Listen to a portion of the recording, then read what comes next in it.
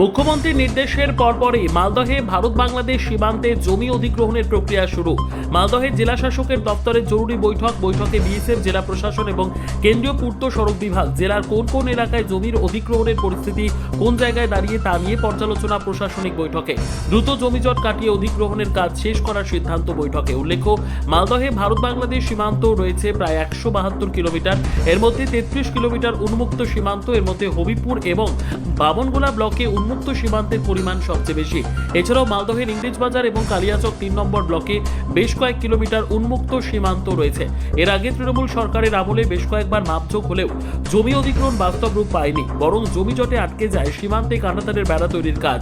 এরই মধ্যে নতুন সরকারের মুখ্যমন্ত্রী 1.5 মাসের মধ্যে জমি অধিগ্রহণের কাজ শেষ করার নির্দেশ দিয়েছেন। ওই নির্দেশের প্রেক্ষিতে আজ বিএসএফ এর শীর্ষ আধিকারিকরা মালদহের জেলাশাসক রাজনবীর সিং কাপুর, জেলা ভূমি ও ভূমি রাজস্ব দপ্তর, কেন্দ্রীয় পূর্ত সড়ক বিভাগ কর্তৃপক্ষ বৈঠক করেন। এই বৈঠকে জমি অধিগ্রহণের রূপরেখা চূড়ান্ত করা হয়। একটা দেশ নিজের সিকিউরিটির জন্য সবসময় এই ফেন্সিং তো অনেক জায়গাতে আছে, কিন্তু আমি যে বৈষ্ণবের আমি তো 5 বছর বিধায়ক ছিলাম, ওখানে তো প্রায় পুরো ফেন্সিং হয়ে গেছে। হয়তো কিছু কিছু এরিয়াজ আছে মালদাতে যেখানে ফেন্সিং নেই, সে করা হোক।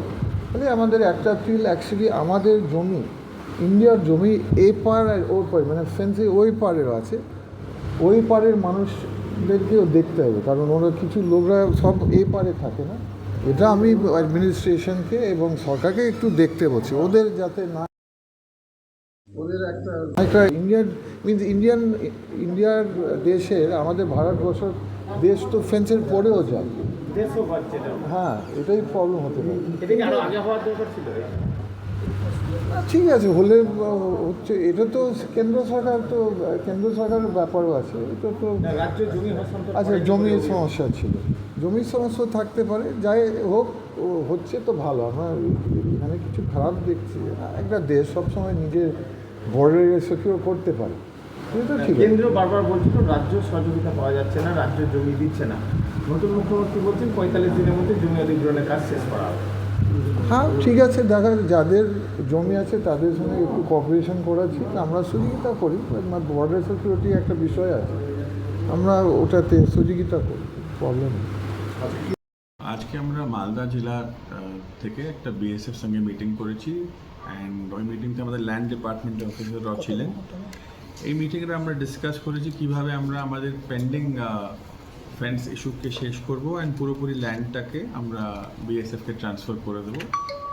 অ্যান্ড এটা নিয়ে খুবই ভালো মিটিং হলো।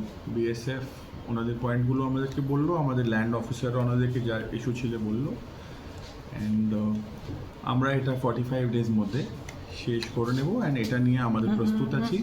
এখন থেকে আমাদের civil and BSF and even police সঙ্গে কোঅর্ডিনেশন থাকবে, অ্যান্ড ইস্যুটাকে কন্টিনিউয়াসলি আমরা করে দেবো। Thank you.